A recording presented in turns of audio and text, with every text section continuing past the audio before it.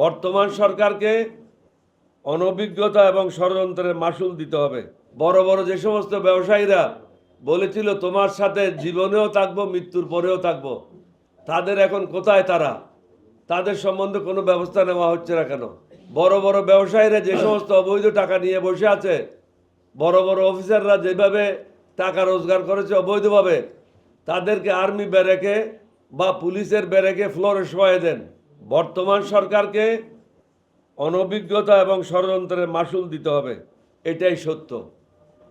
এখানে অনভিজ্ঞ লোক অনেককে আপনারা সম্পৃক্ত করেছেন, বিতর্কিত অনেক লোকদেরকে আপনারা সম্পৃক্ত করেছেন। হাসিনার তাবেদার বাহিনীরা এখনও সরকারি চাকরিতে বহাল আছে বিভিন্ন জায়গায়, আমি একটা জায়গায় বলবো না, বিভিন্ন জায়গায়। সুতরাং তারা হাসিনার কাজ করবে, আপনার কাজ করবে না। এখনো কোনো বড় দুর্নীতিবাজ ধরা পড়ে নাই, এটাই দুঃখের বিষয়। এখনো কোনো বড় দুর্নীতিবাজ 3 মাস হয়ে যাচ্ছে ট্রায়ালে যায় নাই। কেন যায় নাই? বড় বড় যে সমস্ত ব্যবসায়ীরা বলেছিল তোমার সাথে জীবনেও থাকবো, মৃত্যুর পরেও থাকবো, তাদের এখন কোথায় তারা? তাদের সম্বন্ধে কোনো ব্যবস্থা নেওয়া হচ্ছে না কেন? এই নজরুল বলেছিল হাসিনার সরকার বারবার দরকার। এই নজরুলকে কি করেছেন আপনারা? জেলখানায় থাকলে তো হবে না, তাকে ফ্লোরে শোয়াই দেন।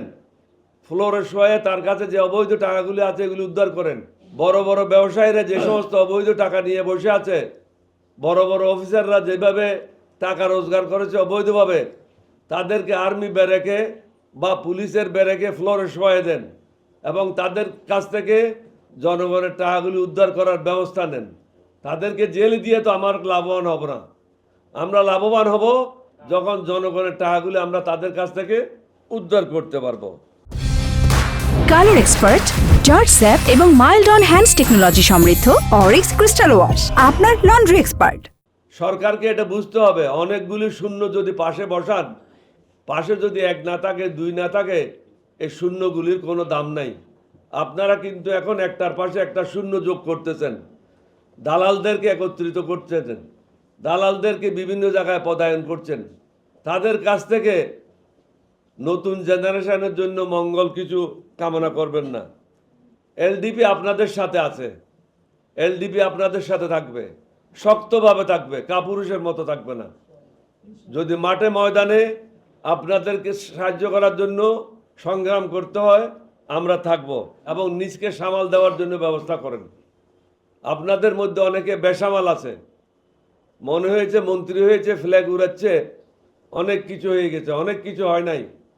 আপনারা ফ্ল্যাগ পান নাই, আপনারা মন্ত্রিত্ব পান নাই, বরং 18 কোটি মানুষের দায়িত্ব আপনারা পেয়েছেন।